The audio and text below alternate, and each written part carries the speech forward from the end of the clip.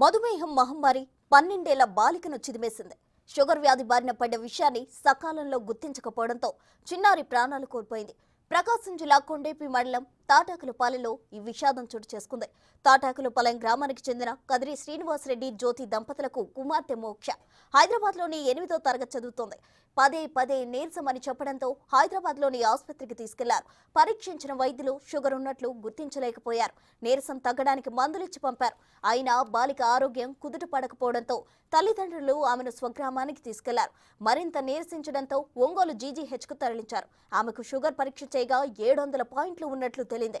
వెంటనే ఒంగోలు ప్రైవేట్ వైద్యశాలకు తీసుకెళ్లారు. అక్కడ వైద్యులు చికిత్స అందించినప్పటికీ ఫలితం లేకుండా పోయింది. షుగర్ అధికమై బ్రెయిన్ డెడ్ కావడంతో చిన్నారి మోక్ష మరణించింది.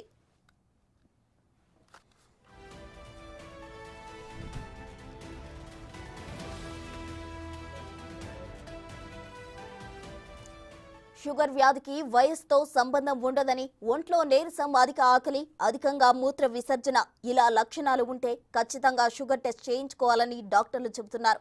మోక్ష ఏ పరిస్థితుల్లో ఒంగోలు రిమ్స్ లో జాయిన్ అయింది, ట్రీట్మెంట్ ఎలా సాగింది అనే అంశాలపై మరిన్ని వివరాలు మా ప్రతినిధి జయరామ్ అందిస్తారు.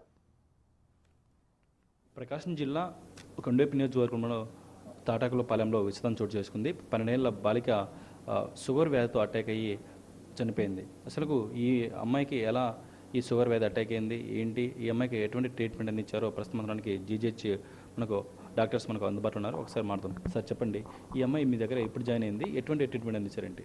నమస్తే అండి, నేను doctor Pasupeti Sudheer, assistant professor pediatrics అండి, రిమ్స్ హాస్పిటల్లో. సో ఈ మోక్ష అనే పాప 4 రోజుల క్రితం 29వ తారీఖు మన దగ్గర అడ్మిట్ అయిందండి. సో వాళ్ళు వస్తున్నప్పుడు ఏంటంటే అమ్మాయికి బాగా ఆయాసంగా ఉంది, ఆయాసం ఎక్కువగా ఉందని తీసుకొని వచ్చారు. సో వచ్చిన వెంటనే ఏంటంటే మా డాక్టర్ గారు చూసి పిల్లకి బాగా ఆయాసం ఉంది, డిహైడ్రేషన్ ఎక్కువగా ఉంది, అంటే శరీరంలో నీటి శాతం అనేది బాగా తగ్గిపోయింది. సో దీనికోసం ఏంటంటే వెంటనే ట్రీట్మెంట్ స్టార్ట్ చేసాం. అండ్ సడన్గా all of a sudden sugars చూసారనమాట. షుగర్స్ చూసేసరికి 490, 430 అట్లా వచ్చినాయి అనమాట. షుగర్స్ చాలా హై వచ్చినాయి అనమాట. సో పిల్లల్లో ఇది చాలా అరుదుగా జరుగుతుంది. దీన్నే జువెనైల్ డయాబెటీస్ టైప్ 1 అంటారు. సో పిల్లలు ఏంటంటే సడన్గా వాళ్ళు సిక్ అవుతారు అనమాట. అంటే ఏంటంటే ఎక్కువగా యూరిన్ పోవటం, ఎక్కువగా ఆకలి వేయటం, సడన్గా బరువు తగ్గడం ఇట్లాంటివి జరుగుతూ ఉంటాయి. సో మనం పాప మదర్ని అడిగినప్పుడు ఏంటంటే పాప గత ఒక 15-20 రోజుల నుంచి ఆయాసపడుతూ ఉందండి. ఫస్ట్ హైదరాబాద్లో ఎక్కడో చూపించాము. వాళ్ళు ఆయాసము ఒక నీరసంగా ఉందని చెప్పి ఏదో మందులు రాసి పంపించారు.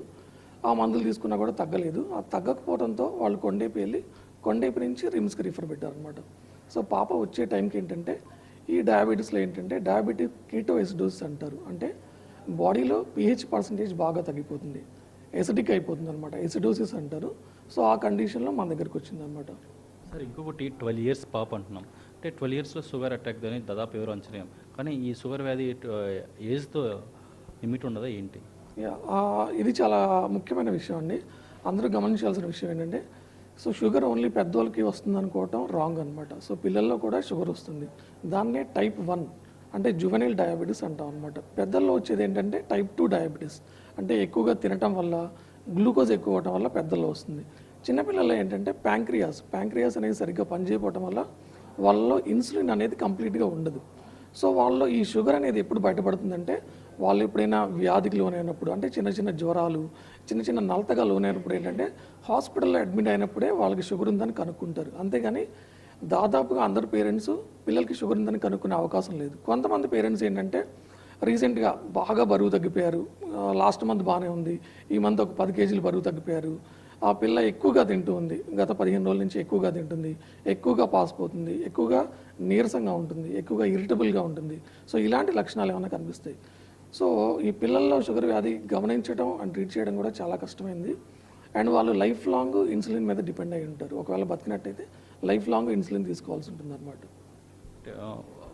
ఓవరాల్గా మీరేమి ఇప్పుడు ఇటు పబ్లిక్ మీరు ఎటువంటి చెప్పకుండా ఒక మెసేజ్ ఈ షుగర్పై ఏం చెప్తారు?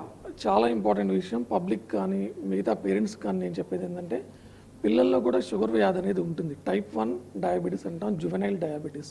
సో ఈ వ్యాధి లక్షణాలు ఎలా ఉంటాయంటే పిల్లలు చక్కగా ఉంటారు, అన్ని సంవత్సరాలు, 5 సంవత్సరాలు, 10 సంవత్సరాలు, ఏ ఏజ్లోనైనా స్టార్ట్ అవ్వచ్చు.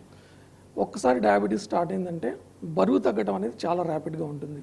సో మీరైతే పిల్లలు ఎప్పుడైతే బరువు తగ్గటం గత 2-3 నెలలకి ఇప్పటికీ గ్రాస్గా ఒక 5 నుంచి 10 కేజీలు బరువు తగ్గారంటే షుగర్ సస్పెక్ట్ చేయొచ్చు. అలాగే మీ పిల్లలు ఎక్కువగా అన్నం అడుగుతున్నారు, ఎక్కువగా ఆకలేస్తుంది అంటారు, ఎక్కువగా యూరిన్కి పోతుంది, ఆర్ ఎక్కువగా నైట్ టైం బెడ్ వెట్టింగ్ అంటే పాస్ పక్కలోనే పోస్తుంది, ఇట్లాంటి లక్షణాలు ఉన్నట్టయితే వెంటనే డాక్టర్ని సంప్రదించి వాళ్ళకి షుగర్ ఉందో లేదో కనుక్కోండి. బికాస్ టైప్ 1 డయాబెటీస్ అనేది ఇన్సులిన్ చేసుకోవడం ద్వారా కంట్రోల్లో ఉంటుంది. అండ్ ఈ టైప్ 1 డయాబెటీస్ జువెనైల్ డయాబెటీస్ రావడం వల్ల ఎర్లీగా చనిపోవాలి, ఎర్లీగా చనిపోతారు అట్లా ఏం లేదు. లైఫ్ లాంగ్ బతకచ్చు, ఇన్సులిన్ తీసుకొని లైఫ్ లాంగ్ కంఫర్టబుల్గా జీవించవచ్చు. అండ్ ఫర్దర్గా వాళ్ళ లైఫ్ కూడా బాగానే ఉంటుంది. ఎర్లీగా డయాగ్నోస్ చేసినట్టయితే వాళ్ళ లైఫ్ కంఫర్టబుల్గా లీడ్ చేయొచ్చు. Thank you. ఇది మొత్తానికి షుగర్ వ్యాధి పట్ల అయితే ఇటు పబ్లిక్ కూడా అవేర్నెస్ ఉండాలి. దీన్ని స్టేజ్ 1లను గుర్తిస్తే చాలా మేలని కూడా అయితే ఒక పక్క ఇక్కడ డాక్టర్ ఇక్కడ చెప్తున్న పరిస్థితి కనపడుతుంది. ఇంకో పక్క ఇక్కడ చనిపోయిన బాలిక అయినటువంటి మోక్ష ఇటు మోక్ష విషయంలో చూసినట్లయితే సరైన టైంలో సరైన డాక్టర్ దగ్గరికి వెళ్ళకపోవడం, సరైన ఈ ట్రీట్మెంట్ ఇటు అందకపోవడం, ఇక్కడ ఈ అమ్మాయి ఇటు అక్కడ చనిపోయింది కూడా అయితే ఇక్కడ డాక్టర్లు చెప్తున్న పరిస్థితి. ఇది ఇక్కడ ఉంటుంది తాజా పరిస్థితి. వీడియో జర్నలిస్ట్ చంటితో జయరాం, బిగ్ టీవీ, ఒంగోలు నుంచి.